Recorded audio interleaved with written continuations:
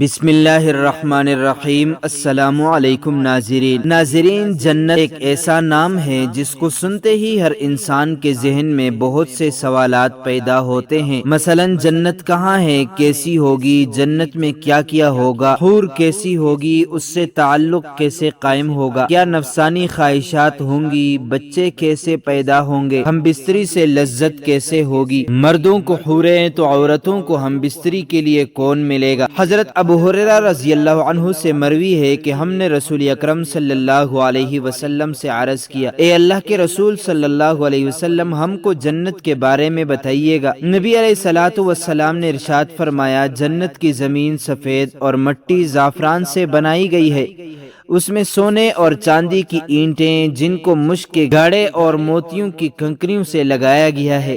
حدیث پاک میں حضرت محمد صلی اللہ علیہ وسلم کا فرمان ہے کہ جنت میں سب سے کم تر جنتی کو 80,000 نوکر اور 72 حوروں سے زیادہ نوازا جائے گا۔ آپ علیہ الصلوۃ والسلام نے فرمایا کہ جنت کی حور اتنی خوبصورت ہے کہ اگر وہ حور آسمان سے زمین کی طرف نظر مارے تو ساری زمین نور سے بھر جائے اور ہر طرف خوشبو پھیل جائے گی۔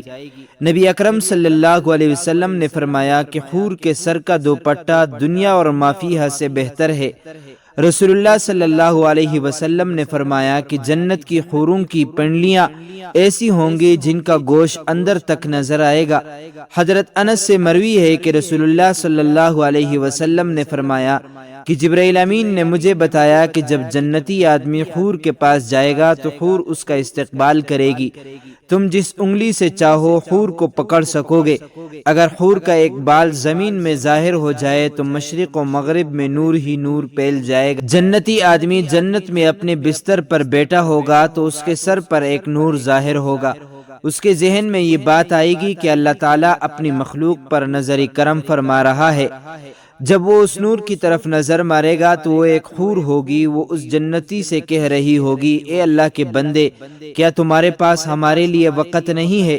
یہ آدمی اس سے دریافت کرے گا، تم کون ہو؟ وہ جواب دے گی کہ میں ان حوروں میں سے ہوں جس کا اللہ نے تم سے وعدہ فرمایا تھا۔ وہ حور اس جنتی کے پاس بیٹھ جائے گی، ابھی وہ جنتی اس حور سے گفتگو کر رہا ہوگا کہ ایک اور حور اس بندے کے پاس آ کر کہے گی، اے اللہ کے ولی، کیا تمہارے پاس ہمارے لیے وقت نہیں ہے؟ اس طرح وہ جنتی ایک حور سے دوسری حور سے باتیں کرتا رہے گا۔ حضرت سیدنا عباس رضی اللہ عنہ سے مروی ہے کہ اگر جنتی حور اپنی ہاتھ کا کچھ حصہ زمین اور آسمان کے درمیان ظاہر کر دے تو زمین والے اس کے حسن سے آپس میں ہی فتنے میں پڑ جائے۔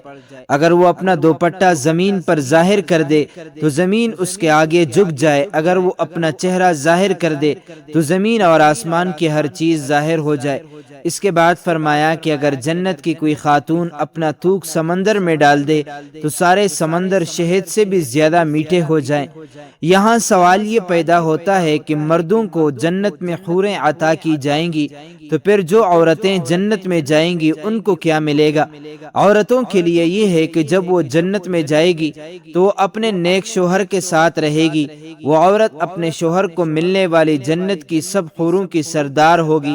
اللہ تعالیٰ اس عورت کو تمام حوروں سے خوبصورت بنا دے گا۔ یہ دونوں میاں بیوی ایک دوسرے کے ساتھ بہت زیادہ پیار کریں گے۔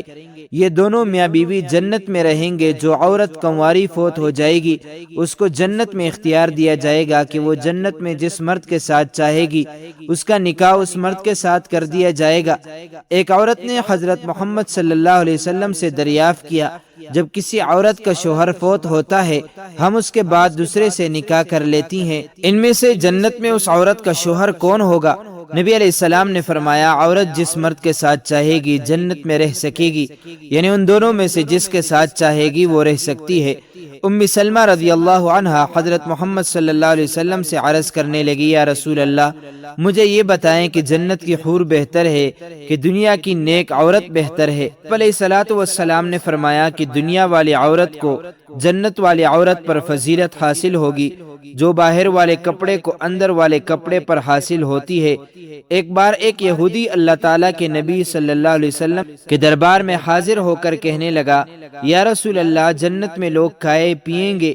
حضرت محمد صلی اللہ علیہ وسلم نے فرمایا کہ جنت میں آدمی کو 100 آدمیوں کے برابر کھانا پیش کیا جائے گا، اس کو 100 مردوں کے برابر ہم بستری کی طاقت عطا کی جائے گی۔ یہودی نے کہا کہ جب کوئی مرد یا عورت جنت میں کھائے گا پیے گا، اس کو جنت میں قضاء حاجت کی ضرورت تو پیش آئے گی۔ اس پر نبی علیہ الصلوۃ والسلام نے فرمایا کہ جنتیوں کی حاجت اس کے پسینے کے راستے سے خارج ہو جائے گی، اس کے پسینے سے مشک کی طرح خوشبو آئے گی۔ جنت میں انسان جو کچھ چاہے گا اس کو عطا کیا جائے گا۔ ایک روایت میں ہے کہ مرد اپنا ہاتھ اس حور کی کمر پر رکھے گا تو سامنے طرف سے سینے کی طرف کپڑے اور گوشت کے اندر سے اپنا ہاتھ دیکھ لے گا۔ مزے کی بات یہ ہے کہ مرد جب بھی حور سے صحبت کرنے جائے گا تو اسے ہر بار کنواری ہی پائے گا، لیکن اس ہم بستری سے کسی کو کوئی تکلیف نہیں ہوگی اور نہ کوئی رطوبت اور خون کا اخراج ہوگا۔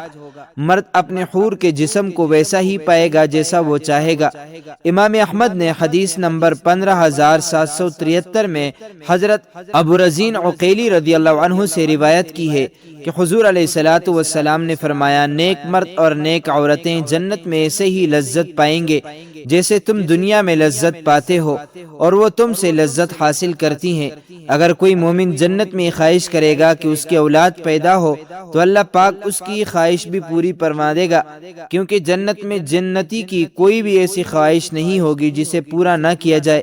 اس بارے میں ترمذی شریف کی حدیث نمبر 2563 بھی پیش کی جاتی ہے۔ حضرت ابو سعید خدری رضی اللہ عنہ سے روایت ہے کہ رسول اللہ صلی اللہ علیہ وسلم نے فرمایا، مومن جنت میں جب اولاد چاہے گا تو حمل، زچگی اور پرورش اسی وقت ہو جائے گی جیسے وہ چاہے گا۔ البانی رحمۃ اللہ علیہ نے اسے صحیح الجامع میں صحیح کہا ہے۔ اب حمل کا ٹھہرنا، مدت مکمل ہونا اور اس کے بعد 33 سالہ جوان ایک ہی لمحے میں ہو جانا اس حدیث سے ثابت ہے۔